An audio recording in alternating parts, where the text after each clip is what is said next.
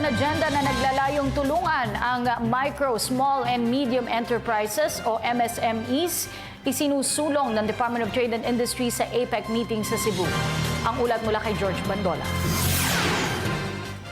Iginiit ng Department of Trade and Industry na kailangang maisulong sa APEC meeting sa Cebu ang Boracay Action Agenda, serye ng mga mahalagang polisiya na kumikilala sa micro, small and medium enterprises.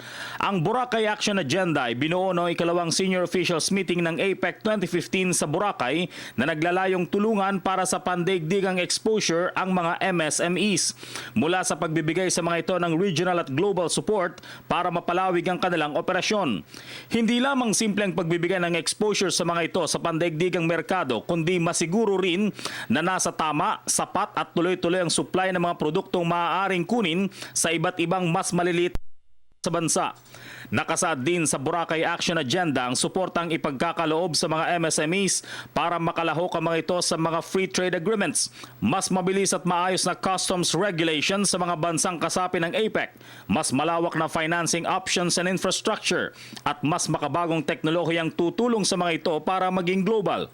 Naglatag din ng mga rekomendasyon ng DTI para mamonitor kung nasa tamang direksyon ang implementasyon ng MSME support at masigurong competitive at dekalidad ang mga produkto ng mga MSMEs.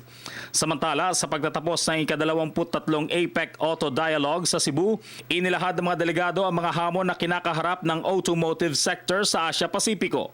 Sa sektor ng automotive, ayon sa Board of Investments, maaari ding makinabang dito ang mga MSMEs dahil bukod sa mga electronics, may mga parte pa ng sasakyan na maaaring kunin sa local market tulad ng mga cushion parts o palaman sa mga car seats na mula sa mga coconut husks.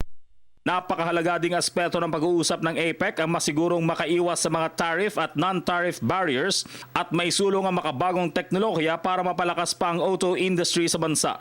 Kasalukuyang ipinapatupad na sa bansa ang Comprehensive Automotive Resurgence Strategies na naglalayong humimok ng suporta sa mga local auto parts manufacturers para maging world-class sa mga ito. Para sa Telebisyon ng Bayan, George Bandola.